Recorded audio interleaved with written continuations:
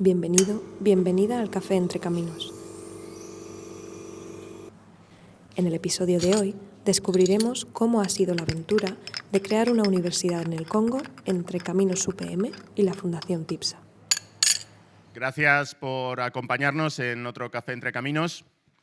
Hoy vamos a hablar de un proyecto que yo creo que para todas las personas que de una u otra forma estamos involucrados en él, pues yo creo que lo llevamos todos en el corazón. Para la escuela es un privilegio el poder acompañar a TIPSA y a la Fundación TIPSA en este proyecto, el de la Universidad del Lago Alberto en el Congo. Y bueno, en los viajes al Congo, que siempre son una aventura, pues yo creo que se hacen muchos amigos. Y hoy tenemos con nosotros a Salva, pero bueno, también nos acordamos de Luisma, que si no me equivoco está en el Congo ahora mismo, está viajando por allí. Nos acordamos de Pepe Pachón y de todos los amigos de TIPSA y de la Fundación con los que hemos compartido estos viajes allí, a Unilac.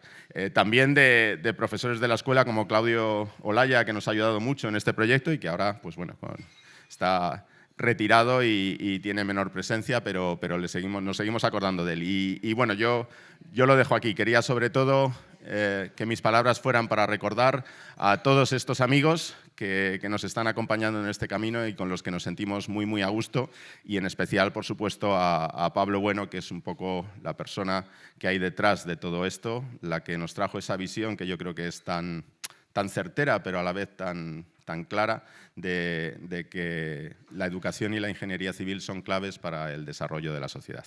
Nada más, Vicente, lo dejo en tus manos y muchas gracias, Salva y Paco, por acompañarnos hoy. Gracias. Muchísimas gracias, José Miguel. Pues buenos días a todos. Antes que nada, pues me gustaría también dar las gracias a los ponentes que vamos a tener hoy. Salvador Fernández, que es director de Ciudades y Desarrollo Urbano en TIPSA, y a Francisco Martín Carrasco, director honorífico de la escuela. Así que, bueno, bienvenido, Salvador. Paco, como tú estás por aquí, no te doy la bienvenida. Pero para empezar, quizá lo que podríamos hacer es, para la gente que no conoce qué es la Universidad del Lago Alberto, pues describir un poco, para alguien que no estaba en el inicio del proyecto, cuando uno llega allí, qué es la Universidad del Lago Alberto. Paco, no sé si nos puedes tú decir lo que es. Nada, buenos días a todos. La Universidad del Lago Alberto la conocemos por Unilac. Es una universidad pues, como la Politécnica. Es una universidad que da títulos oficiales de la República del Congo, y que bueno, pues tiene profesores, tiene alumnos, tiene toda la estructura universitaria como puede ser un centro cualquiera español trasladado allí. La universidad toma el nombre del Lago Alberto porque el Lago Alberto está en la frontera entre Uganda y la República Democrática del Congo, y está por allí cerca. El Lago Alberto está en el río Nilo, en concreto en el Nilo Blanco, que es el que pasa por allí, y bueno, pues en la época de colonización le dieron ese nombre. Me parece que ahora le llaman Lago Mobutu, pero bueno, todo internacionalmente se conoce por el Lago Alberto. Si quieres, doy algunos datos para que vean Bueno, pues está la República Democrática del Congo. Los que sois mayores, pues era el Congo belga, hasta 1960. Cuando yo estudiaba era el Zaire, la República del Zaire. Entonces, desde principio del siglo XXI, pues un poquito antes tal vez, se cambió el nombre a República Democrática del Congo. Es un país enorme, es como casi 5 veces España, tiene 11 millones de habitantes, y la Universidad del Lago Alberto está situado en el noreste. Si hubiera un mapa, pues en el noreste, por allí está situada. La localidad donde está situada se llama Mahagi, y Mahagi es un pueblo pequeñísimo, o relativamente pequeño, muy próximo a la frontera con Uganda. Está a unos 2.500 kilómetros por carretera de Kinshasa. Eso hace que acceder al Lago Alberto, o sea, a la universidad, sea dificilísimo desde el lado del Congo. Pero al estar cerca de la frontera con Uganda, pues el acceso tradicional es a través del aeropuerto de Entebbe, que está a unos 400 kilómetros, son unas 8 horas. Entonces se viene en Entebbe, en Uganda. Yo no sé qué más decir si marcáis en África, y os digo, poner más o menos el centro de África así por el dedo, pues alguno acertaría en la Universidad del Lago Alberto. Y no sé, cualquier otra cosa pues ya se nos ocurrirá. No, fenomenal. Muchas gracias, Paco. Además, algo que me pareció muy interesantísimo la primera vez que me hablaron de UNILAC es que debe ser la única universidad técnica que hay en no sé cuántos kilómetros a la redonda. Es una zona realmente donde no hay prácticamente instituciones de educación superior en muchísimos kilómetros a la redonda. Sí. Me parece impresionante. Eso, tanto en la República del Congo no hay nada por allí cerca. Fíjate lo incomunicado que está del resto del país.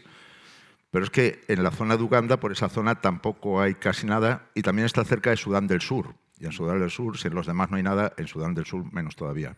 O sea, abarca, es un centro, si pones un radio de influencia, no hay nada, ningún centro de educación superior en un radio bastante grande. No sé cuántos kilómetros, pero bastante grande, sí.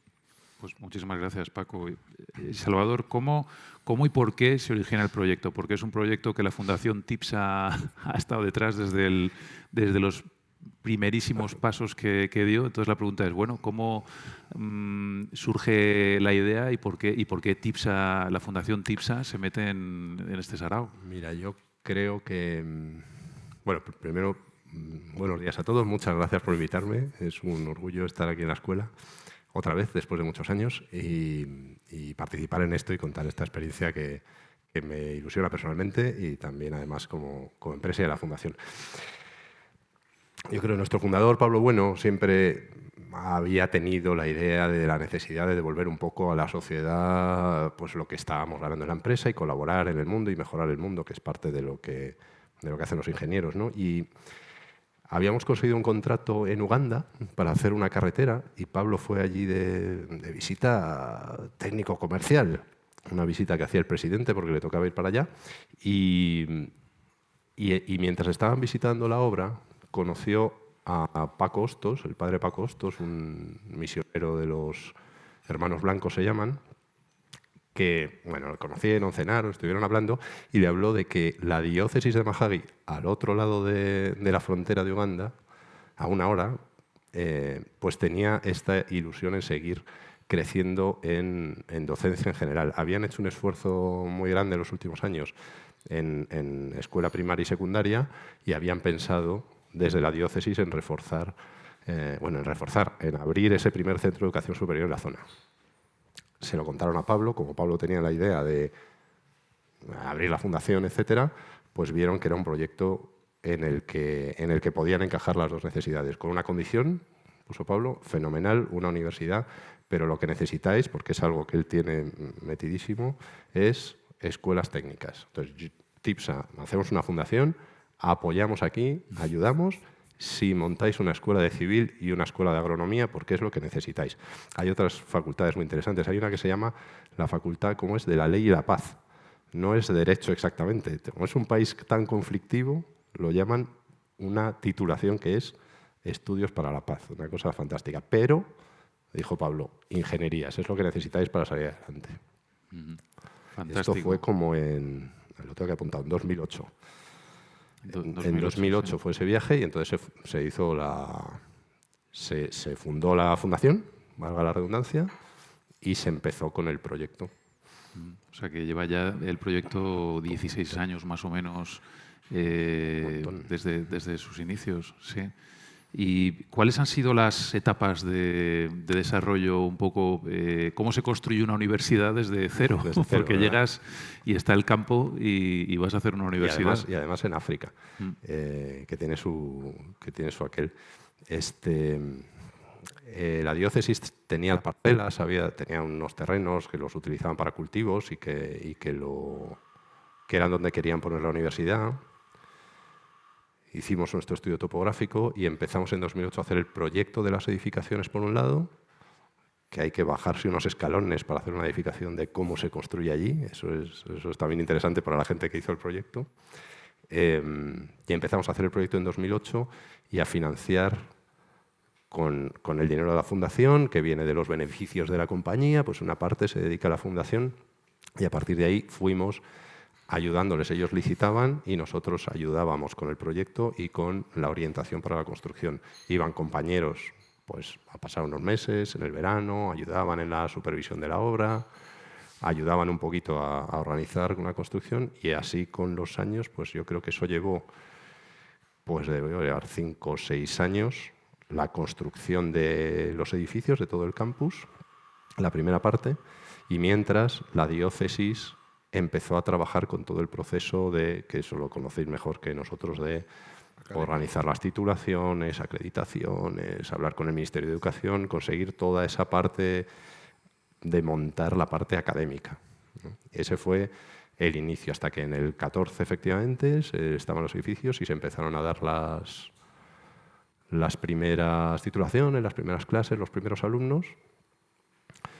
Y yo creo que ahí nosotros empezamos a ayudar, seguíamos ayudando con infraestructuras y necesidades físicas, y yo creo que es cuando empezamos a notar que la universidad necesitaba algo más. Nosotros mandábamos a nuestra gente de visita. Pues yo cuando fui allí fui a dar una conferencia, pero yo no sé nada de universidad, yo no puedo ayudarle.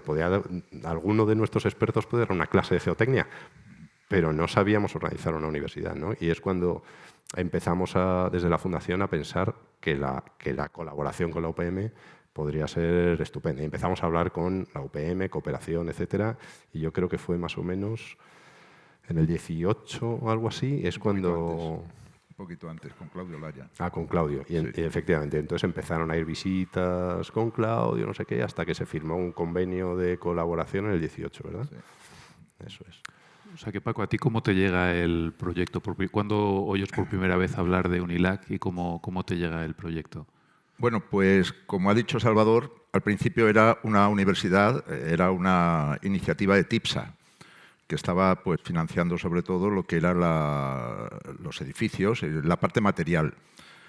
Y empezaron las titulaciones. Yo tengo aquí anotado que la titulación de civil empezó en el año 2012. En el año 2012 comenzó esa titulación. Era una titulación de un año preparatorio más 3 años de estudios específicos ya de ingeniería civil. En paralelo también empezó la de ingeniería agronómica o agrónomo, no sé cómo lo llaman allí.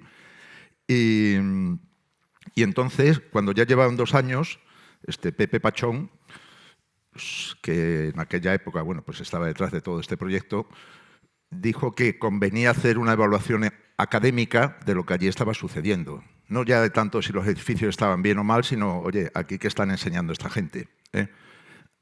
Y tiró de un compañero suyo de promoción que es Claudio Laya. Aquí es donde entra nuestra escuela a través de Claudio Laya.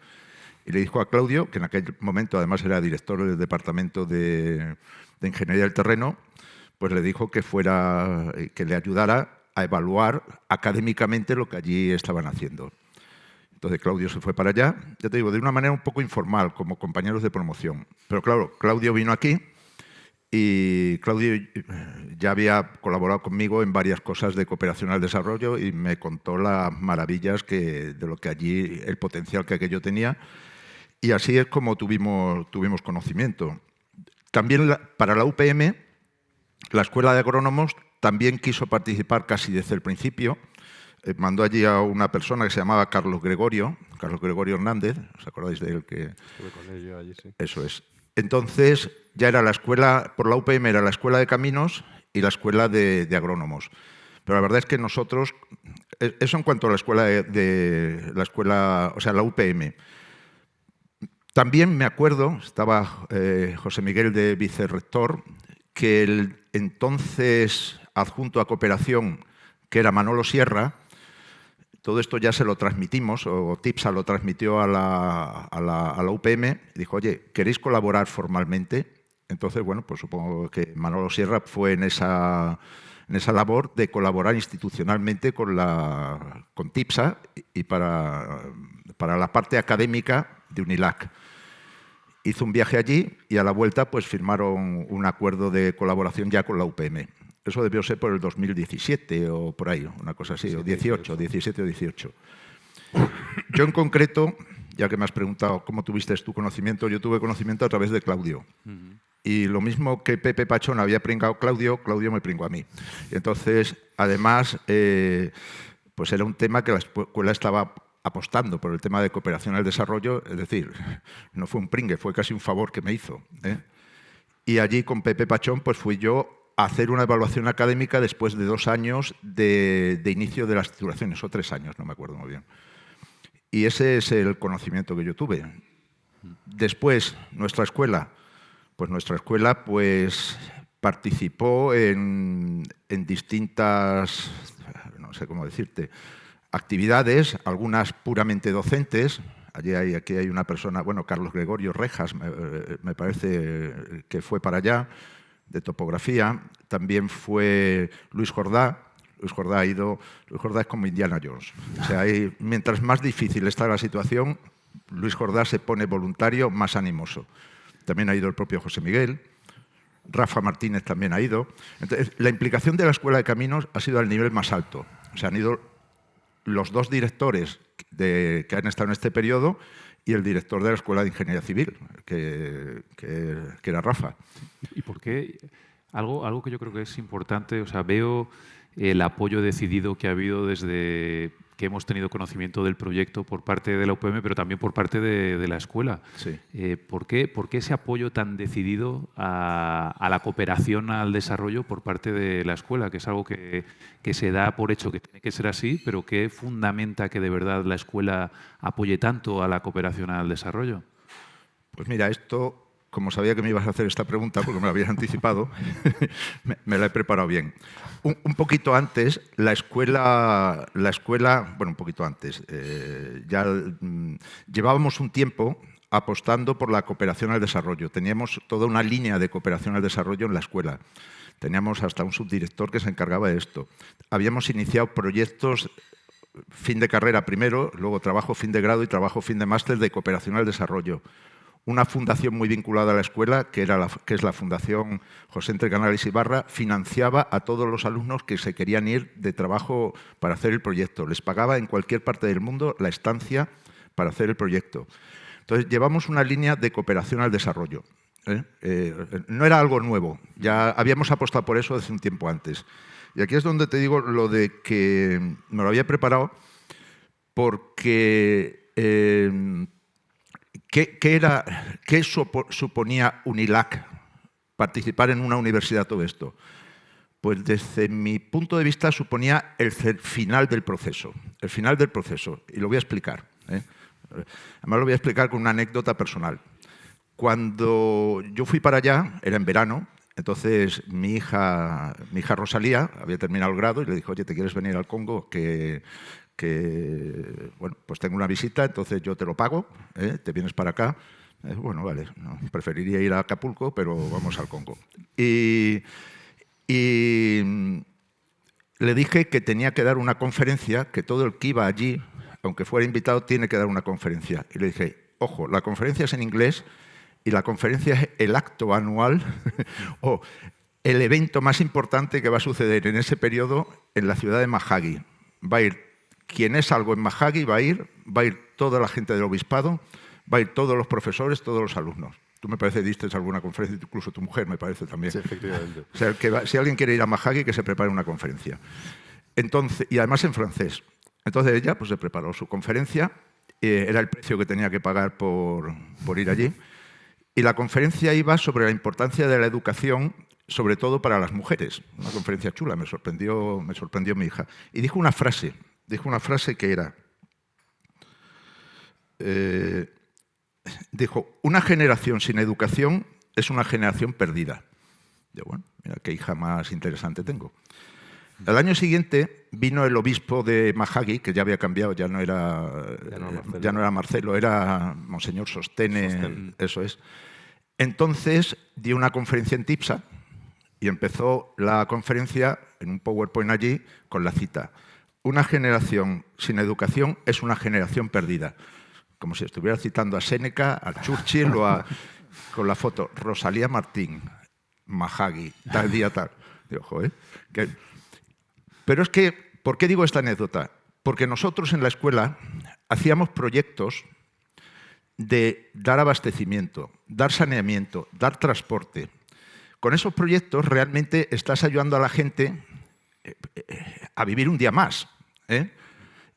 Pero de rebote le estás liberando un tiempo que ellos necesitan para ir al río a coger el agua, para ir a lavar, para transportar. Bueno, luego veréis que uno de los problemas que hay aquí era el transporte, ¿eh?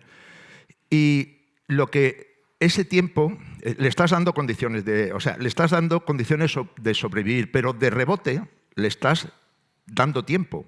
Y sobre todo a las mujeres, a las niñas, que son las encargadas de ir al río a por agua, ¿eh? En el camino, por supuesto, les pasa de todo. Lo más fácil es que las violen nada más.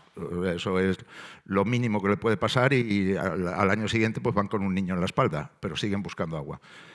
Entonces, nuestros proyectos ayudan a esa supervivencia. ¿Pero para qué quieren ese tiempo? Ese tiempo lo quieren para formarse, o lo pueden utilizar para formarse. Lo que le estamos dando con nuestros proyectos es la oportunidad de educarse, y sobre todo a las niñas. Y ahí, bueno, la frase tiene, o sea, necesitan la educación. Si no tienen la educación, todo lo demás no vale. Entonces, para mí, por lo menos en aquella época, era el final del círculo. Hacemos todo esto para educarlos y con eso son algo o hacen algo para su propio beneficio y para el beneficio de su país, ¿sabes? Y esa era yo no me acuerdo cuál era la pregunta, pero bueno, esa es la respuesta es esa, ¿eh? Porque vamos como escuela eso es. A el final este del círculo. Era el círculo. Con eso se cerraba el círculo.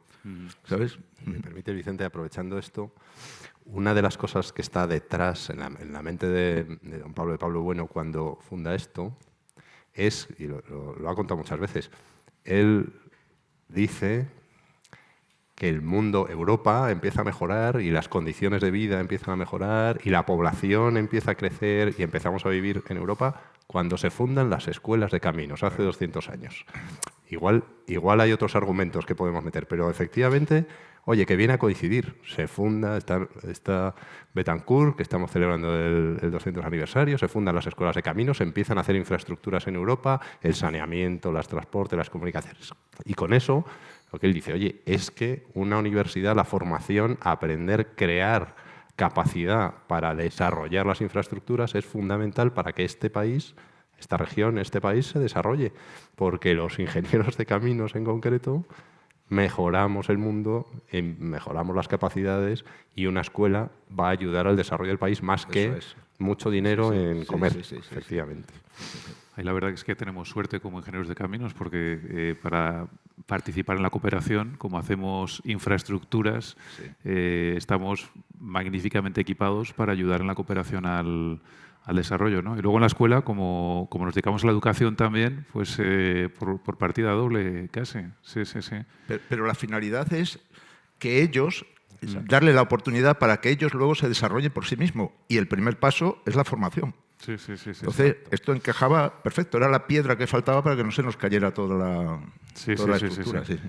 Oye, Salvador, y yo no sé en qué año fue tu primer viaje para allá y cuando llegaste, ¿qué es lo que te encontraste? Porque yo todavía no he tenido oportunidad de estar en Unilac, pero debe ser de lo más pintoresco. E imagino que la primera vez que hiciste el viaje, aquello debía ser todavía más... Sí, la experiencia personal es tremenda. Yo he viajado mucho, he visto muchos países. El África profunda, contaba Paco algunos datos del Congo. La República Democrática del Congo creo que es el tercer país más pobre del mundo. La región de Ituri es una región más pobre del Congo, lejísimos de la capital. Es un sitio maltratado por el mundo, por la humanidad, por los europeos, una cosa espantosa. Vas haciendo ese camino y te aterrizas en un avión y vas con la carretera esas 8 horas desde Entebbe hasta la frontera, vas viendo cómo pues África profunda que está tan lejos de nosotros, ahí están los móviles, un cargador solar, no sé qué, y te vas acercando, vas viendo cómo es un todoterreno que empiezas ya a dar unos botes destrozados. Entonces llegas... Un elefante que pasa por allí. Sí. Pasó la primera vez, un elefante pasando por la carretera, te paras. Porque no son vacas, efectivamente. Y entonces llegamos con el coche y subimos hacia la universidad y empiezan a venir los estudiantes corriendo al lado del coche, cantando bienvenidos, bienvenidos en francés y haciendo una canción, poniéndose, nos hicieron todo un corro como si fueras, bueno, yo qué sé, una de estas experiencias que no tienen nada que ver con nuestra vida, ¿no? Y empezamos allí, bueno, ese recibimiento increíble, eres, como decías tú, eres el evento del año.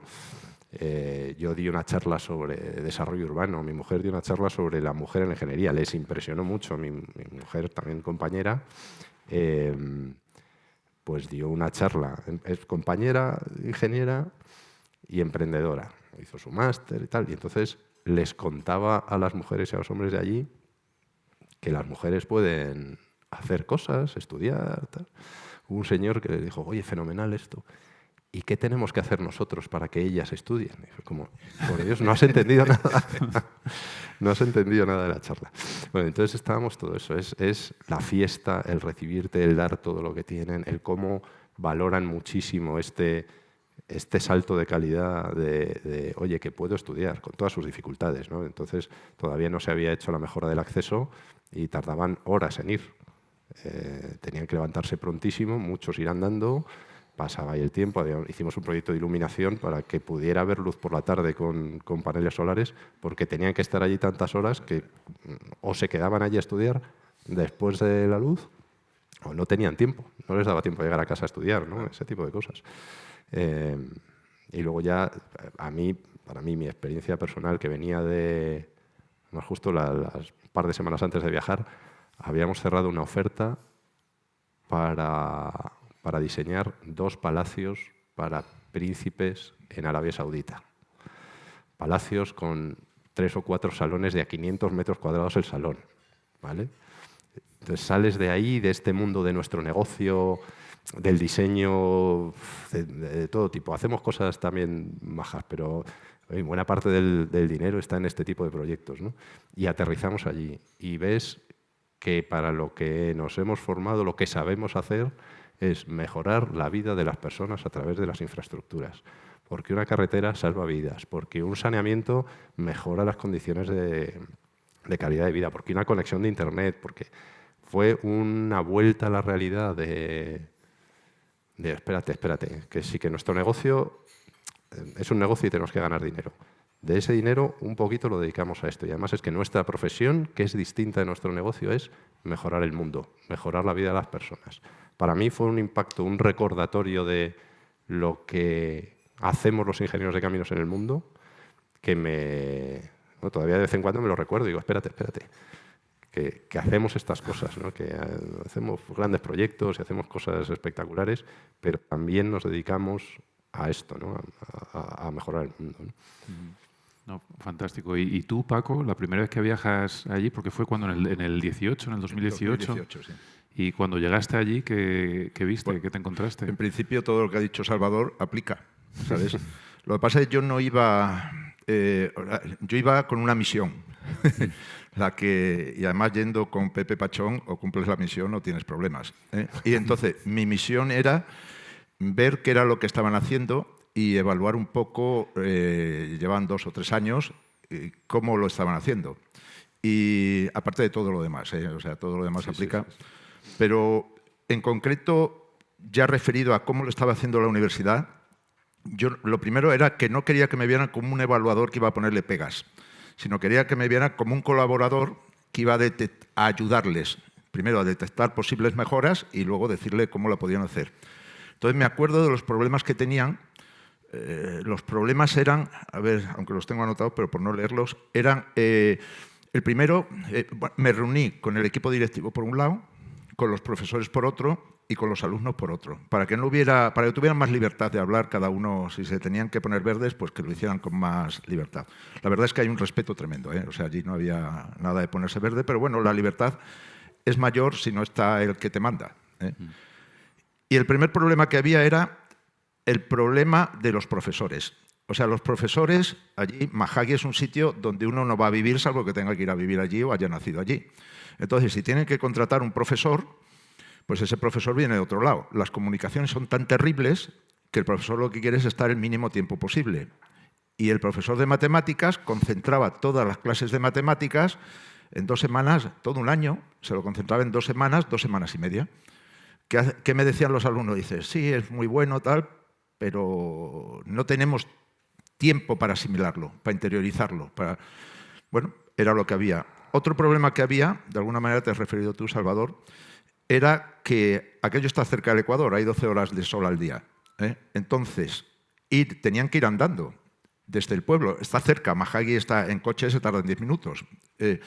Pero andando cuesta arriba, pues se pegaban, dependiendo de dónde fuera, 1 hora, 1 hora y media, 2 horas. Y luego de vuelta. Y eso lo tenían que hacer de día, con luz de sol. Empieza a restar, de las 12 horas empieza a restar. Llegaban, tenían clases, también comían allí en la universidad. Y entonces les preguntaba, ¿y cuándo estudiáis? Dice, no podemos estudiar. No había energía eléctrica en sus casas en Mahagui y tampoco había energía eléctrica en la propia universidad.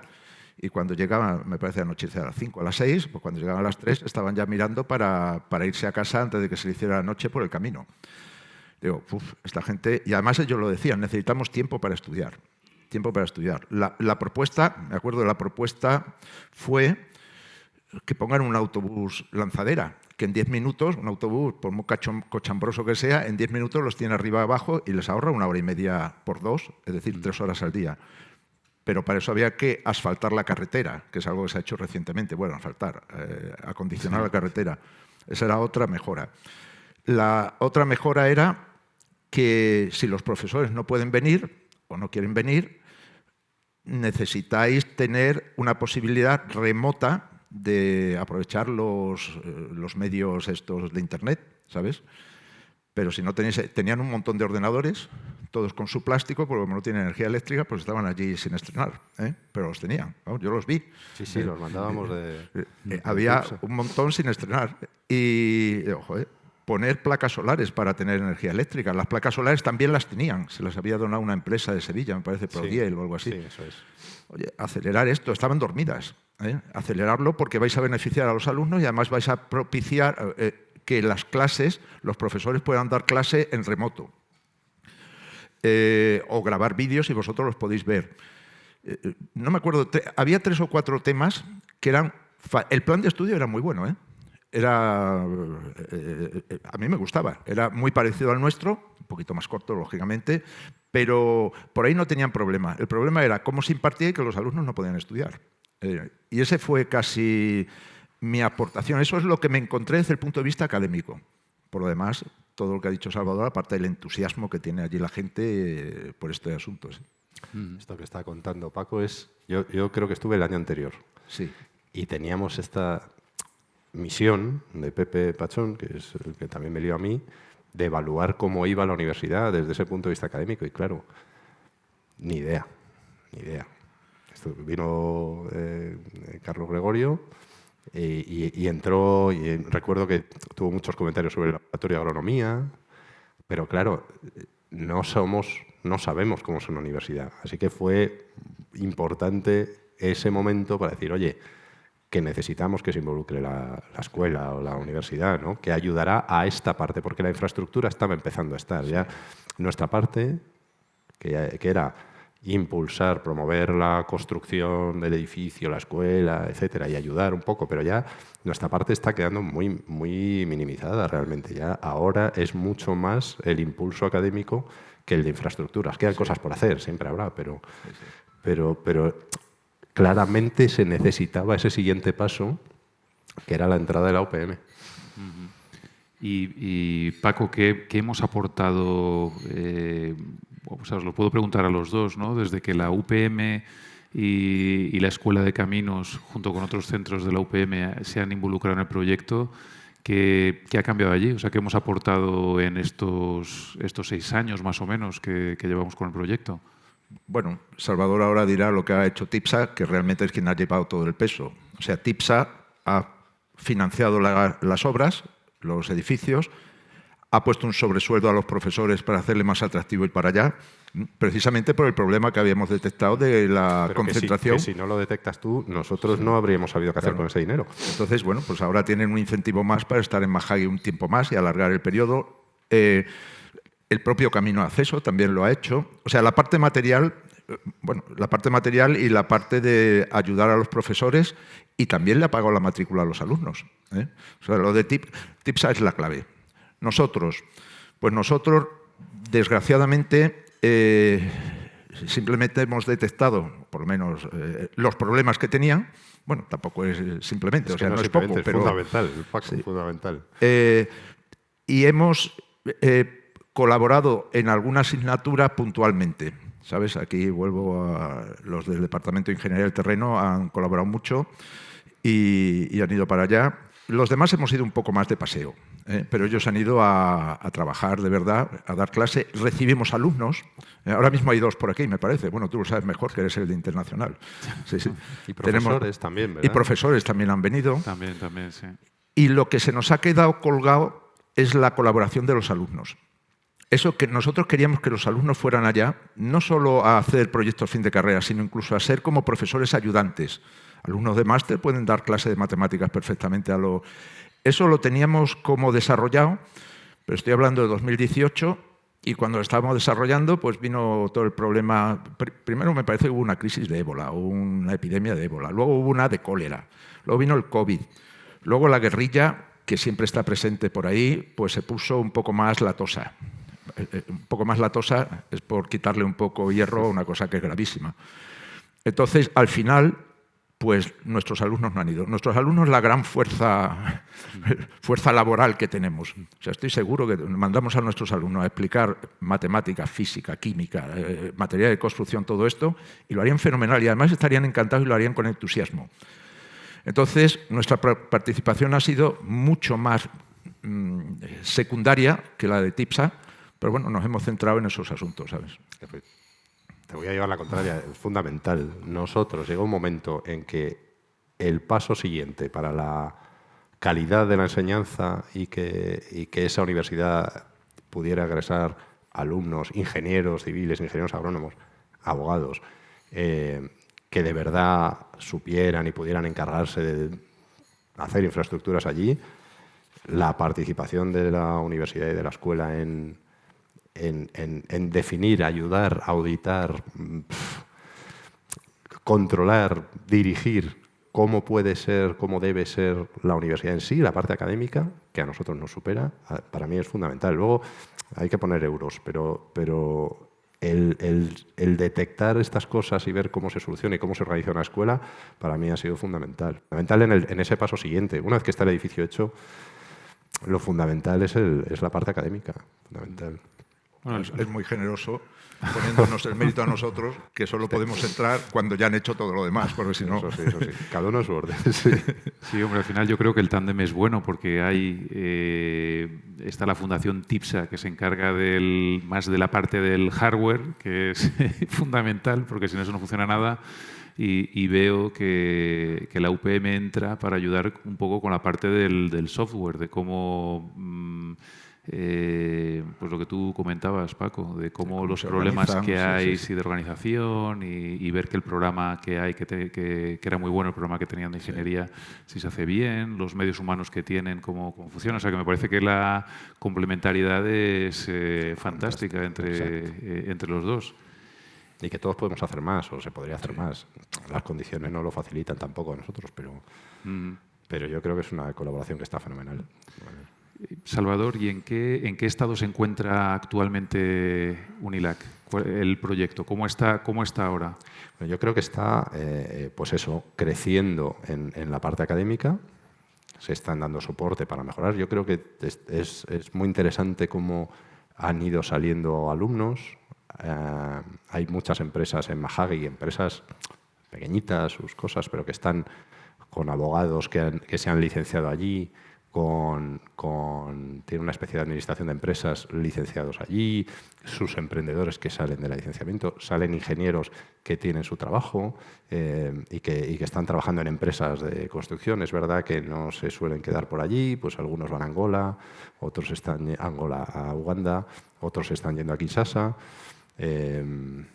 Nosotros intentamos encontrar proyectos allí en los que puedan trabajar o empresas en las que puedan trabajar. Para darles también esa segunda parte, ¿no? El que tiene una utilidad práctica y material y económica sacarte el título, ¿no? Y yo creo que eso va creciendo.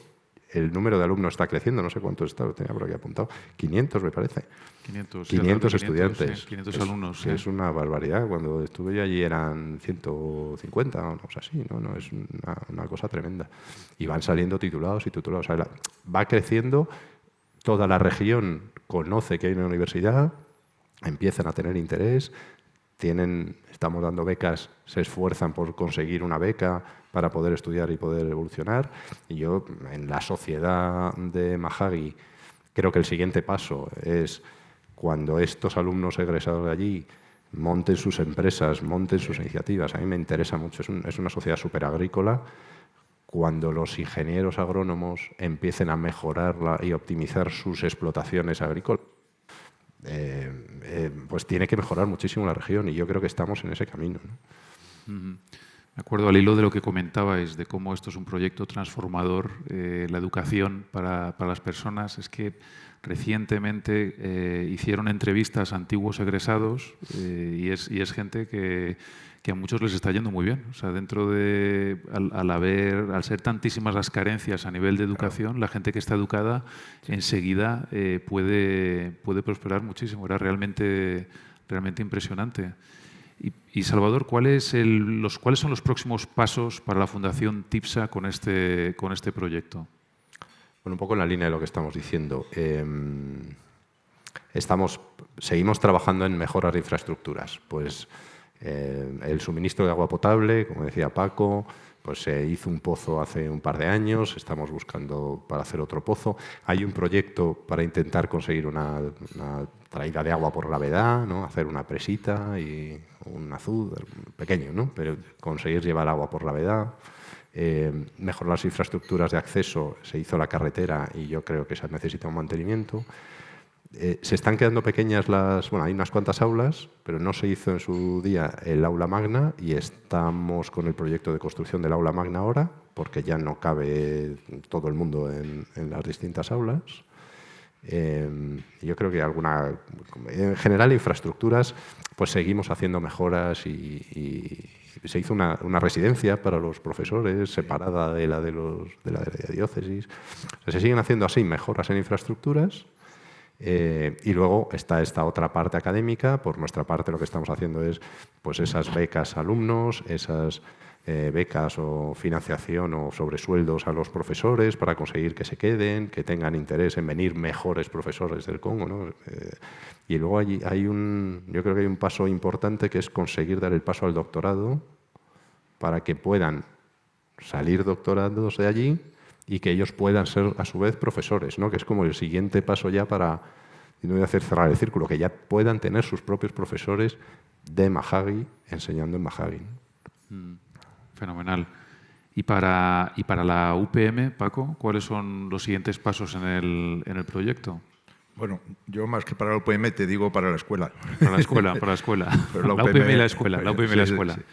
Bueno, pues ha dicho una cosa Salvador, que antes por el contexto a lo mejor ellos ya no lo saben. La escuela ya tiene electricidad, tiene una planta solar de, no sé, son 70 y tantos kilovatios o por ahí. Bueno, no es para poner una fábrica, pero sí para dar iluminación y para que los ordenadores funcionen.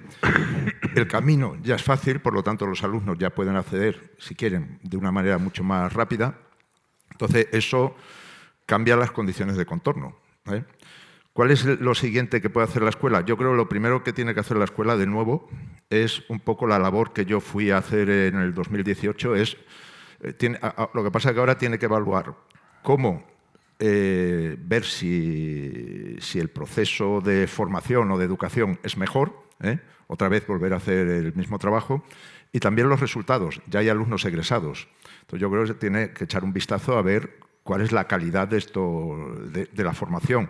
Pero todo, no puede ser que nos vean como los malos que van a decirles, oye, es todo lo contrario. Bueno, yo creo que eso sí que lo conseguimos. Venimos a ayudar.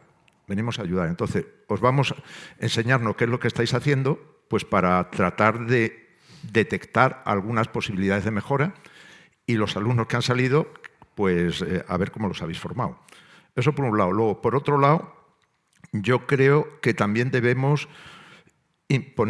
estuvimos intentándolo, un sistema de calidad, pero no un sistema de calidad a lo europea, donde todos sean formularios, sino un sistema de calidad que les estandarice los procedimientos fáciles, suyos, para que paso 1, paso 2, paso 3, para que no se disperse, ¿sabes? Como para formalizarlos. Y eso puede afectar a todo, desde el proceso de la matrícula hasta, yo qué sé, hasta los exámenes. O sea, puede...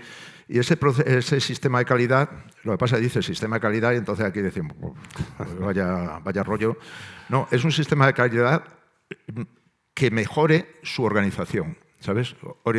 Posiblemente no pase un filtro español, pero es que tampoco lo tiene que pasar. Otra cosa, deberíamos tal vez, si la situación se regulariza, es decir, bueno, el Ministerio de Asuntos Exteriores desaconseja viajar allí, pero lo hace un poco como defensa para evitar, si a alguien le pasa algo, pues que haya reclamaciones. Pero bueno, yo he ido allí cuando estaba desaconsejado y, hombre, hay veces que es de verdad y otras veces por defensa. Sí. Pero bueno, cuando la situación mejore, yo creo que sí que podríamos establecer planificar con fechas, y en concreto lo que la escuela puede aportar allí. Ya te digo, clase de no sé qué, clase de no sé cuánto, seminario, o sea, pero con un organigrama. ¿Quién de aquí lo va a hacer? Si lo va a hacer allí o lo va a hacer vía online. Tener en cuenta, por eso decía antes, de que ya están las placas solares, los ordenadores, entiendo que los habrán enchufado y podrán funcionar. Tenemos una experiencia tremenda. O sea, cuando fui en el 2018 y le decía, podéis recibir clases online, los profesores pueden grabar vídeo y ponerlo, lejos estaba yo de saber que un año después lo íbamos a estar aplicando nosotros, con el COVID. Pero eso ya hoy en día lo podemos hacer perfectamente. O sea, podemos dar clases desde aquí, además pero clases ya no de la buena voluntad de Luis Jordá o de cualquier otro profesor que queráis, sino ya de una manera como más establecida. No sé, evaluar que los alumnos, un procedimiento dentro de ese sistema de calidad, que los alumnos evalúen a los profesores, ¿sabes? O sea, eso a nosotros nos ha funcionado, aquí en la escuela, y yo creo que también eso permite tener la visión interna, porque nosotros podemos tener una fachada o nosotros podemos acceder solo a lo que podemos ver, claro. Pero esa visión interna de los propios chavales nos puede resultar muy útil, de nuevo, para ayudarles a ellos. No me acuerdo qué más podíamos tener. A ver, déjame que mire por si tenía alguna nota. Bueno, más o menos ya lo que te he dicho. O sea, una implicación como más reglada. Por supuesto, además de traer alumnos, nuestros alumnos. Eso, yo creo que tenemos un potencial tremendo. Nuestros alumnos son excepcionales, son buenísimos. Entonces, un alumno de máster perfectamente se puede ir allí a dar clase de grado y además es que estarán encantados. Ahora, la universidad no puede mandar alumnos ahora precisamente porque tiene una responsabilidad. Si le pasa algo, ¿qué? La responsabilidad es de la universidad. Pero bueno. De acuerdo. Salvador, no sé si hay alguna anécdota o algo que te haya pasado que quieras compartir con nosotros. Allí, que imagino que serán muchas, sería difícil elegir una sola. Hay un montón de anécdotas, es muy gracioso, es una experiencia muy humana, muy cercana, muy tocante. Yo estuve allí en el cierre académico, la entrega de diplomas, has estado tú también, es que es un festival. Eso es un festival espectacular. Aquí hacemos un número y viene el ministro y da el diploma y está muy bien. Allí es una fiesta absoluta que se ponen a cantar y a bailar, no se disfrazan, se ponen el traje académico con su birrete, su toca, su beca. Pero además de eso, se ponen espumillón, se pone música, bailan.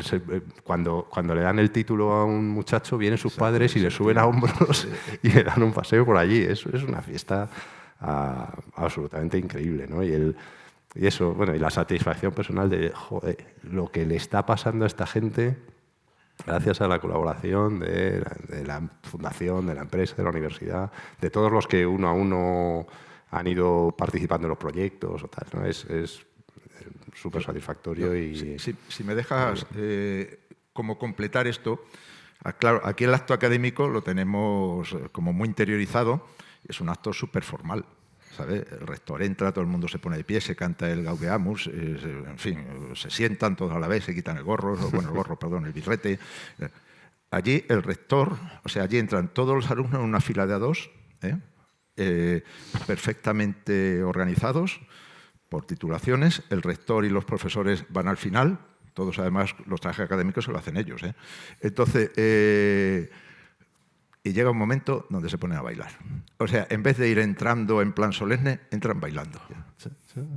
Allí. Iba cada uno sentándose bailando. Yo estaba allí, digo, joder. O sea, es tronchante. Luego, estaba allí el ministro de Educación el año que yo estuve, el ministro de Educación del Congo, que manda narices, ¿eh? O sea, bueno, pues empecé a sonreírme. Ellos estaban como normales, o sea, no, para ellos eso es habitual. Me dice, ¿y eso? Y yo digo, joder, que me estoy imaginando al rector de mi universidad entrar en el salón de acto bailando. No es que cuando le dan el diploma vengan a abrazarlo, los mantean.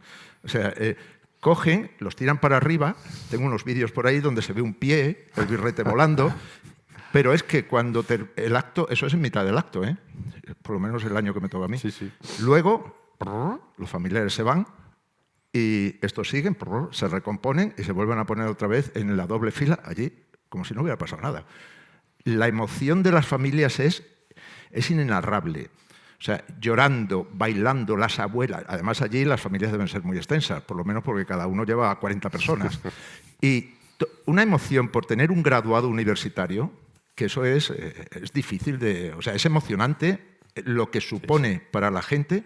Bueno, es una anécdota, efectivamente. Pero lo que refleja detrás es la emoción de las personas que en sus más locos sueños hubieran pensado que su hijo, nacido hace 20 años, hubiera podido tener un título universitario. ¿Sabes? Eso transmite el entusiasmo y la importancia de este proyecto allí. Es así, ¿verdad, Salvador? Totalmente, totalmente. Sí. Bueno, lo decías, el ministro de Educación del Congo, sí, la alcaldesa, ¿cómo se llama? El presidente regional. Sí, sí. Es un acto fundamental para esa sociedad. Toda la región entiende ese día como lo más del año. Es un espectáculo. Es una maravilla. Y que después de haber participado en el proyecto desde hace muchísimos años, a nivel personal, a vosotros, ¿qué os ha aportado a vosotros el haber tenido contacto con este proyecto de UNILAC? Salvador o Paco. Que responda primero él. Respondo yo. Ya lo he contado un poco antes. Para mí, personalmente, el reconciliarme con la profesión, el recordar que la ingeniería civil mejora el mundo, que igual somos 8.000 millones en parte porque hay ingenieros civiles mejorando las infraestructuras, que la vida de las personas es mejor gracias al trabajo que hacemos nosotros, a mí personalmente me ayuda mucho con mi día a día de mi trabajo y mi negocio.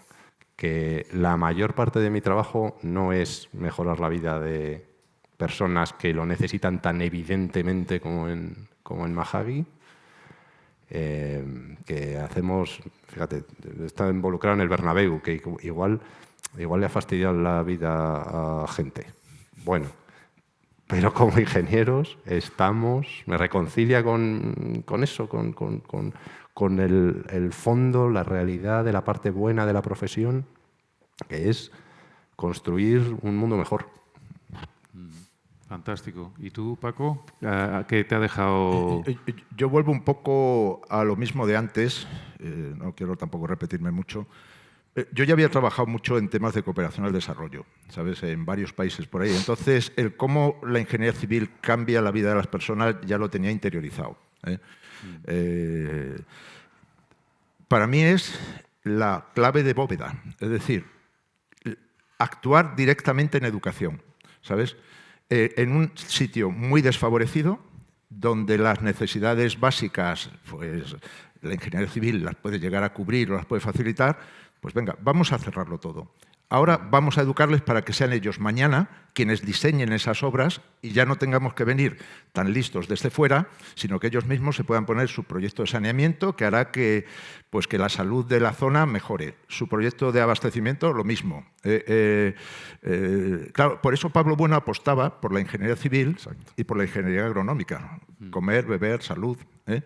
Entonces, el formarles para que ya sean ellos, para mí es lo que redondea todo. Y esa es todas las experiencias que había tenido previas en cooperación al desarrollo que quedaban en la primera parte. Solucionarles el problema. En esta ya le solucionas el problema y le das la herramienta para que ellos se lo solucionen en el futuro. ¿Sabes? No sé si hay algún otro tema que nos hemos dejado, llevamos casi una hora hablando, no sé si hay algún otro tema que nos hayamos dejado en el tintero y que crees que sea importante que compartamos con la audiencia. No lo sé. Estábamos comentando antes tú y yo offline, ¿no? Conseguir que se pueda involucrar, lo decía Paco también, los alumnos en esto. Por supuesto, la generación de los que ahora están en la escuela como alumnos y nuestros hijos tienen mucho más interiorizado que lo teníamos nosotros y los anteriores la cooperación, que hay que ayudar a todo el mundo. Y yo creo que me gustaría crecer en dar la oportunidad, ser capaz de ayudar a la gente a ayudar, ¿no? Es satisfactorio. Luego suena muy egoísta esto, pero ayudar a otros es muy satisfactorio en lo personal, pero es que de verdad ayudas y merece la pena, ¿no?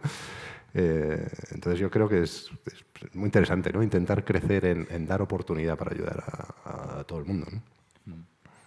¿Y tú, Paco, algo así que no hayamos comentado todavía? A mí lo que me gustaría, de alguna manera, es replicar este sistema en otro sitio. Esto lo hemos hablado en algún otro, incluso con el propio Pablo Bueno. Nos gustaría replicarlo. Es decir, mundo desfavorecido tenemos para aburrir, ¿sabes? Entonces, es relativamente sencillo, si tenemos la experiencia, encontrar un lugar que necesite, por un lado, de la parte de ingeniería civil y, por otro lado, el tema de la educación.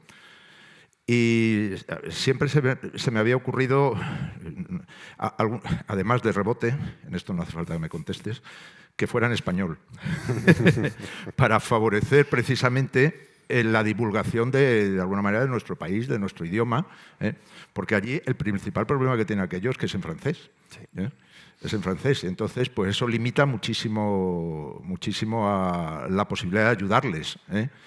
Hombre, hoy en día con los traductores y todo esto es más rápido, pero algún sitio en español o incluso algún sitio que no fuera de habla española, pero que pudiéramos dar clase en español obligándoles a ellos a aprenderlo. Bueno, aprenderlo. Esta gente aprende el idioma rapidísimo. Entonces, eso me gustaría replicarlo, sí.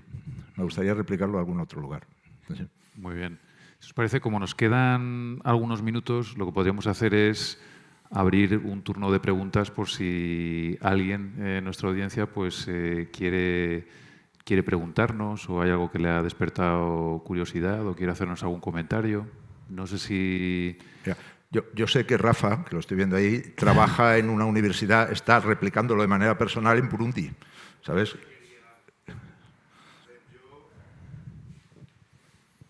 Yo, en primer lugar, tuve la suerte de estar en UNILAC gracias a José Miguel, que me llevó de acompañante a un día que era la inauguración oficial de todas las instalaciones.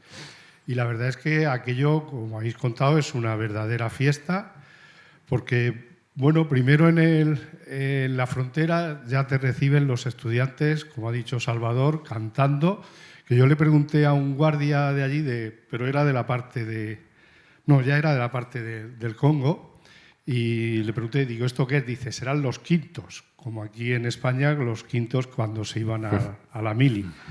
Pues no, resulta que eran los estudiantes los que venían en un camión allí con una pancarta y cantando y pues agradeciendo la visita. Luego, en el acto de inauguración, fue un acto que duró, yo creo que como unas 5 horas. Allí los estudiantes lo primero que hicieron es que ellos mismos montaban todo la tramoya del acto, montaban las sillas y luego soportaron allí las 5 horas de una forma respetuosa. O sea, digo, tú diles aquí en España que se pongan a mover sillas y que te aguanten 5 horas. Te dicen, bueno, yo es que me duele la cabeza, me tengo que ir, que tengo un examen, etcétera, etcétera. Y luego las posibilidades de ir, yo creo que eso ahora mejor que lo cuente Vicente, es el tema de las movilidades del Erasmus+, no solamente con el Congo, sino hay países, nosotros ahora pues en febrero Luis Jordá y yo tuvimos la oportunidad de ir a Burundi, a la Politécnica de Gitega, y esperamos volver el año que viene, y al Congo pues cuando se pueda ir también. Entonces yo creo que ahí los Erasmus+, y además hay bastantes plazas de movilidad. A los profesores es una semana de lo que nos dan de ayuda. A los alumnos les dan pues la ayuda de un semestre, o sea que ellos pueden estar allí más tiempo. Y la verdad es que bueno, pues es una satisfacción, o sea, digamos que son de las cosas que te marcan en la vida, y estoy de acuerdo con Salvador. Es una actividades que al final pues ves la satisfacción de la gente y el agradecimiento. O sea, yo creo que aquí en España yo nunca he visto a un paisano de un pueblo que me dé las gracias por haber hecho una obra. Yo en Burundi he tenido la suerte de estar con otro misionero, con otro padre blanco, y hacer un puente sobre un pequeño arroyuelo, un puente que era a base de tablones, era de formar tablones, pero claro, el día que aquello podía la gente pasar por allí, pues te decía merci, ¿vale? Te decía gracias. Entonces, pues bueno, pues eso te lleva a lo más hondo. Y nada más, simplemente pues bueno, que ahí hay que echar una mano como se pueda. Muchas gracias, Rafa. Algo que sí estamos haciendo en la UPM es preparar un proyecto para presentarlo a una convocatoria europea, precisamente para un poco en la línea de lo que tú dices, Paco, de intentar apoyar a universidades que están en África en lo que nosotros podamos tirar de ellas. Estamos junto con la Universidad de Oporto, con otro socio, y serán 4 universidades, entre ellas UNILAC, las que participen en el proyecto. Estaremos 6 universidades, con la idea de lo que tú dices. Ahora que ya empezamos a tener algo de experiencia y vamos haciendo cosas, porque además yo creo que puede haber muchísimas sinergias también, incluso entre las propias universidades que hay allí. No sé si alguien más tiene alguna pregunta para Salvador o para Paco. Sí, allí hay una pregunta, sí. Buenos días, muchas gracias por la presentación, que ha estado muy bien. Yo quería saber cómo ha impactado este proyecto en la población femenina de la región. ¿La población qué? Femenina, en las la mujeres. población femenina. Yo he visto mujeres, graduándose. Sí, nosotros Sí. Cuando estuve yo, estaba la primera estudiante de Ingeniería Civil que vino y le costaba mucho. No tenía ningún apoyo familiar y nadie entendía por qué se metía a estudiar ingeniería. Eso fue bastante impactante. Cuando vio a mi mujer, se emocionó, se vio como reforzada en esto tiene sentido, puedo hacerlo. Es, por supuesto, una región en la que es dificilísima la vida de las mujeres. Creo que están cambiando un poco las cosas. Ya os decía, cuando estuve allí, en esta charla sobre el empoderamiento de la mujer, que lo tituló Marta, pues vinieron autoridades que eran mujeres y que estaban como demostrando y apoyando que eso pudiera pasar. Había bastantes estudiantes de Derecho, de Civil, solo una, pero empezaba a haber movimiento. Coincidimos allí con una señora de Nigeria que se dedicaba precisamente a estas cosas, ¿no? Decía que no entendíamos bien el tema, que es un tema profundamente cultural y que es muy difícil cambiarlo, pero que efectivamente van cambiando las cosas. Pasa en todo África, ¿no? Estos proyectos de microcréditos o de microempresas de mujeres que consiguen hacer ropa organizadas y gestionadas por ellas mismas, creo que va mejorando. Y el proyecto y que haya licenciadas de todas las carreras, creo que está mejorando y que los negocios en Mahagui empiezan a estar gestionados por mujeres, etcétera, y que empiecen a acostumbrarse a ver y que les parezca natural, pues yo creo que va ayudando. La Iglesia, esta universidad está promovida por la diócesis de Mahagui, también lo estaba impulsando y estaba ayudando a que todo el mundo allí entendiera que efectivamente puede ser, no pasa nada, no tienes que darle permiso a tu mujer para que estudie, no tienes que darle permiso para emprender, no tienes que encargarte tú de empoderarla.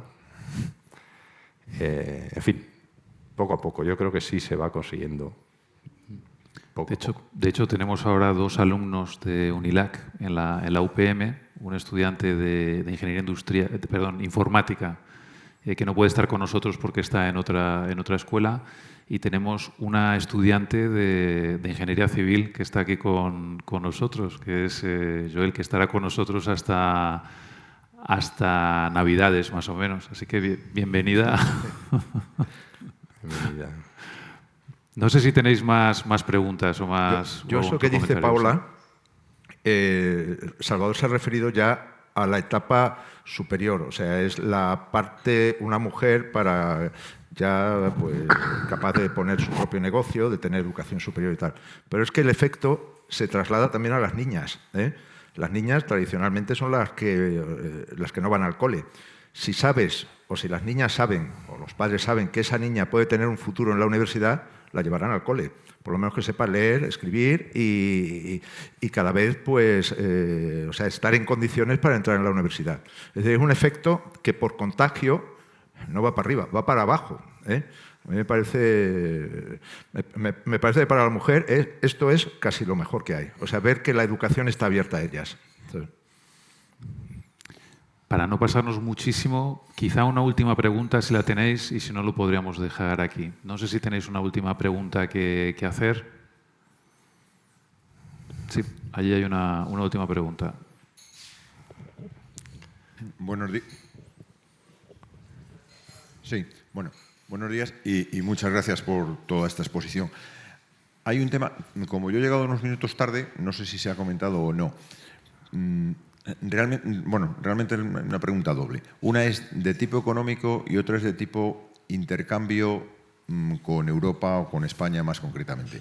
La de tipo económico, hasta ahora hay mucha ayuda desde aquí, por lo que estáis planteando, pero de alguna forma entiendo que las autoridades de allí están involucradas, a lo mejor lo habéis contado ya desde el principio, lo siento, pero están involucradas de tal forma que estas cosas tengan continuidad, porque evidentemente todo lo que es apoyo externo a una organización, la que sea, cuando desaparece el apoyo externo, y alguna vez puede desaparecer por 1000 circunstancias, aquello desaparece. Hasta que no hay un apoyo institucional interno, no hay garantías de futuro. Que también puede desaparecer, pero hay más garantías de futuro. Claramente, parte de los objetivos de la Fundación es dejar de ser necesaria, sin duda. Y, desde luego, dejar de ser necesaria en lo académico. El objetivo es que la universidad se financie sola, no con dinero del Ministerio de Educación, porque allí no funciona así, ni con dinero de la diócesis, con las matrículas de los alumnos. Y entonces, al final, claro, necesitas una masa crítica, necesitas tal. La matrícula tiene que ser una cosa accesible para ellos, para que puedan pagar y que se puedan pagar los sueldos de los profesores. Para eso tiene que tener un volumen y ese es un poco el objetivo, que pueda llegar a crecer y ser autosostenible. Quizá no para hacer infraestructuras y obras de carreteras, pero al menos para que la parte académica sea posible gestionarla por ellos mismos. Yo, si puedo completarlo, es que tenía aquí anotado una frase tengo anotado del 2008, cuando decidieron, la universidad pertenece a la diócesis de Mahagui, Bueno, pertenece, son no sé, qué figuras geométricas son como los promotores y posiblemente los directores o algo así. Entonces, Pablo Bueno, cuando se enteró de esto, por allí, de la idea que había tenido la diócesis, le dijo al obispo de Mahagui, que en aquella época era Monseñor Marcelo Utembi. Ese es. Pues le dijo, don Marcelo, TIPSA es una empresa pequeña y no está sobrada de dinero, pero puede ayudar con su trabajo y sus ideas. Y el obispo, según esto se lo he oído a Pablo directamente, dice, y el obispo muy amablemente me contestó, don Pablo, le entiendo perfectamente lo que nos dice y le agradezco su ofrecimiento, pero sin dinero no hay nada que hacer, ¿sabes? Entonces, esa era, lógicamente, estábamos en 2008. Ahora estamos 18 años, bueno, 16 años después. Entonces, yo creo que el dinero era fundamental al principio, pero ahora es fundamental que ellos se autosostengan, por así decirlo. ¿Cómo? Pues no lo sé, pero eso es así. O sea, al principio sin dinero no arranca. Y luego, como se acostumbren a que el dinero les llega, tampoco van a conseguir arrancar, ¿sabes? Y la última pregunta que quería hacer, la segunda, era sobre la continuidad de aquellos estudios. Que ¿se plantea en algún momento que los estudiantes que están allí de alguna forma continúen aquí en España durante un periodo de 1 año, 2 años, una vez acabado aquello, y vuelvan allí? Algunos, por lo menos, los que quieran, ¿no? Evidentemente con la idea de volver, porque si no, no hemos hecho nada en el país. Está claro. Pues aquí tenemos una chica.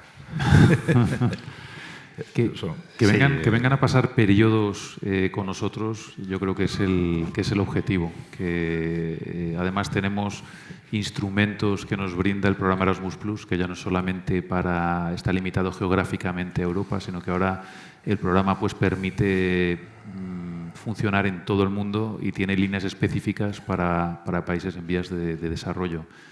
Que los alumnos de Mahagui vengan aquí y les demos un título nuestro, eso lo veo más complicado porque nuestros títulos son habilitantes. También hay que entender que la sofisticación y el nivel académico de lo que se imparte allí no es el mismo que el que tenemos aquí. Los alumnos que vienen no se integran con nuestros alumnos, hay un problema de idioma y luego también hay un problema del nivel de las clases. Son estudios más cortos, no tan sofisticados, entonces es complicado integrarlos en nuestros programas. Mi visión es que se irá mejorando allí, que se va avanzando hacia la autosostenibilidad del proyecto para que no requiera de aportes externos, pero bueno, todavía queda algo de trabajo en ese sentido. Bueno, con esto, si os parece, yo os propongo que lo podríamos dejar por hoy aquí. Igual, si alguien tiene alguna pregunta más, seguro que no nos importa estar unos minutos más para atenderles, pero ya fuera de micrófono, para que si alguien tiene también que hacer otras cosas. Pues muchísimas gracias, Salvador, por haber venido. Ha sido un auténtico placer. Un placer, muchísimas Paco, gracias. como siempre. Yo estoy aquí. Yo no he venido, yo vivo aquí. Y muchísimas gracias a vosotros por vuestro tiempo. Muchas gracias.